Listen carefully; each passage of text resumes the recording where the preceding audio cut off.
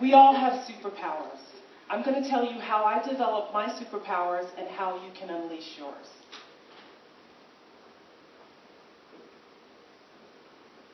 My mom had 13 children.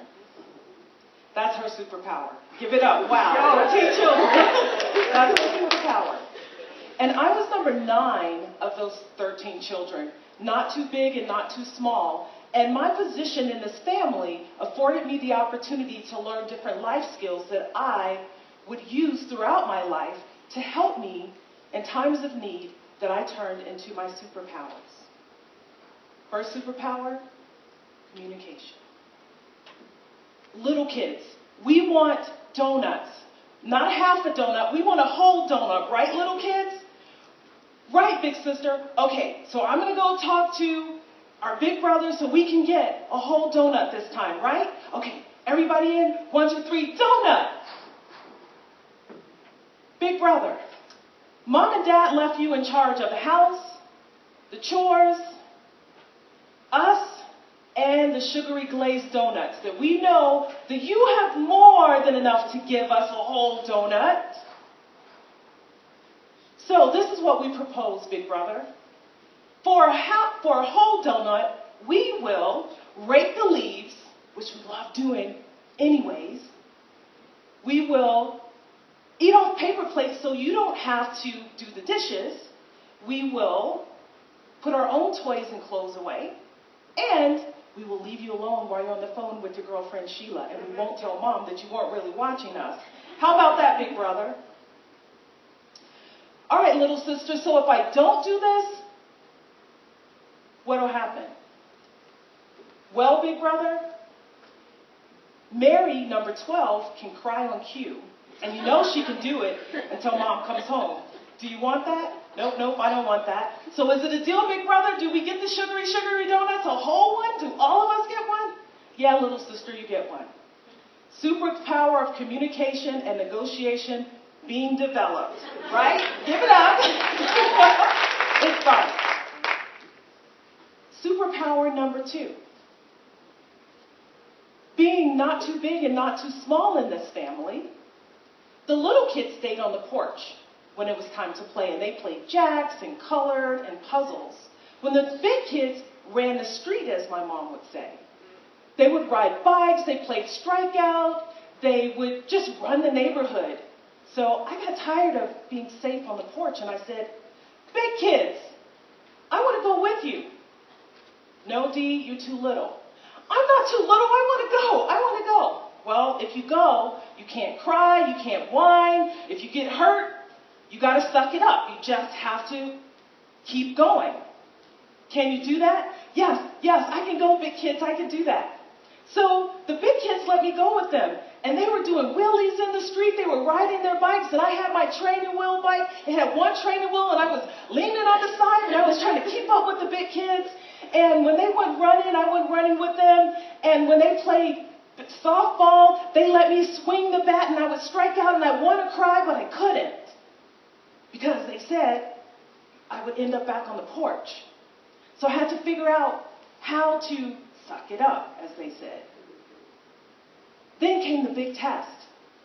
You see, our houses in my neighborhood were pretty close together, where if you were big enough, you can jump from porch to porch. And that's what the big kids would do. And it was like, we're going to go jump porch to porch, you should stay here. But I don't want to stay here, I want to jump porch to porch. Okay, if you get hurt, you just get hurt. And I knew we only had 2 remedies at home if you got hurt. One was peroxide, and the other one was alcohol. So if I got hurt, one of them was going to be my remedy. But I was ready. I wanted to hang with the big kids because the alternative was not so fun anymore. So here I go. The big kids, they're jumping from porch to porch, and they just leap right over. And then it was my turn. I was last. And I go, okay, here I go. And then I'm in the air, and down the side. Down the side of the house, yeah. Big abrasion. And my brother looked back and he goes, you okay? And I go, I'm okay. Because I still wanted to go. I knew that I had to get up. I had to keep going. Every time I struck out, I had to keep going until I could hit the ball. I knew that I had to keep trying to jump from porch to porch until I could reach it. I knew that I had to keep trying on that one little training wheel until I can ride my bike straight. So superpower number 2, resilience, right? You learn it right here, and then this is another one of those skills that I use throughout my life. Positive mindset. When I was about 13, my uncle came back into my life, and my uncle, he was this handsome guy with this afro and these bell bottoms, and he was a community activist, and he wanted to change the world. And back in the 70s, it was all about sit-ins, and it was about sitting in against racial discrimination and against apartheid and against all of these things. And he took me to rallies and to conferences. And you know what? It was the most positive experience I've ever had, because I was around people who wanted something different.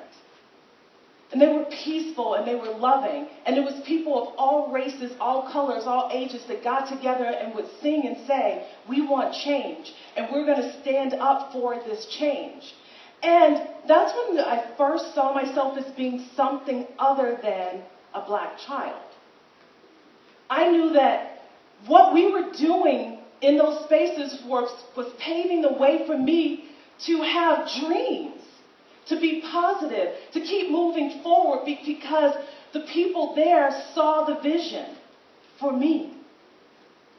And so I knew that I had to keep going. I had to be positive, not just the glass half full, but the glass overflowing with I can do it. I can do it. Because you see, I had already developed the super skills of communication and resilience, and all I had to do was add positive mindset to that. So who would have known that I would have needed these skill sets, these superpowers, when I joined the Navy as a public affairs officer? Being able to speak up, disseminate information, speak up for myself, not only advocate for myself, but for others who didn't have a voice like I did for my little sisters and brothers. Who would have known that I would have needed the power of resilience when I got the call that said, Dee, your test is positive for breast cancer and we need to take both your breasts? Who would have known that I would have needed the power of resilience when they said, your daughter has autism? And we don't know enough about this right now to even tell you what to do. We don't even have any programs yet. Who would have known that I would have needed those when I failed, when I wanted something so badly, but it just didn't work out? These superpowers kept me going and kept me moving forward through my life. These superpowers. Now, this is what I want you guys to do. Everybody stand up. Stand up. It's been a long day, but you guys can do this. Those are how I developed my superpowers. All of us have the superpowers within us, and I know you have it within you too. So you guys know that I'm a clinical hypnotherapist, so you all are under my power and control. Just kidding. So I want you guys to close your eyes. And I want you to think about your childhood. The bad and the good, all of it together. What did you learn that you can make into a superpower? Were you the one who knew how to line your Barbies up and tell them that they look fabulous? Did you always have the right words for them? Were you organized? Were you friendly? Were you athletic? Were you happy? Think about what that superpower is. Now everybody open their eyes. I'm going to count from 1 to 3, and then I'm going to say, unleash your superpower. And what you guys are going to do is whatever you have in your mind right now, no matter how silly it may sound, that you have as your superpower, you're going to yell it out. And if you got a pulse to go with it, you can do that too. So ready? 1. You guys with me? 2. If you're with me, say you're with me. Okay? 1, 2, 3. Unleash your superpower. What is it? Okay. Great. Now the challenge is, you know what this superpower is, what are you going to do about it? This is what I do. You guys can go ahead and sit down. This is what I do with my clients. We come to this thing, we uncover all of this stuff that's covering up the love with them, that's pushing down that superpower that they already have with them. Now that you know what it is, what are you going to do about it? How are you going to use it? How are you going to take it forth in the world to change somebody else's lives? And that's the challenge today. When you think about what your superpower it is, I want to know what your superpowers are. I'm ready to hear what their superpowers are. You've seen some women on this stage and they're telling you what their powers are. What are yours? And that's the challenge I have for today. I'm Coach Dee Woolridge. I believe that you all are capable of great things. Let's build success together. Thank you.